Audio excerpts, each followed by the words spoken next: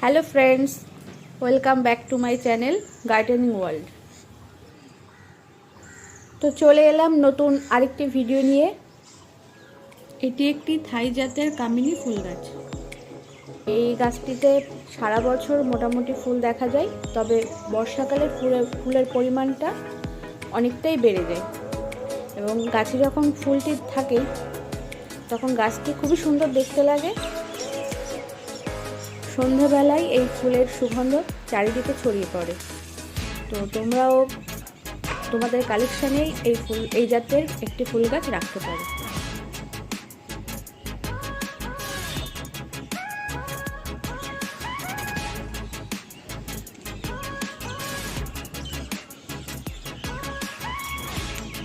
ভিডিওটি ভালো লাগলে ভিডিওটিকে লাইক, শেয়ার এবং চ্যানেলটিকে সাবস্ক্রাইব করে দিও।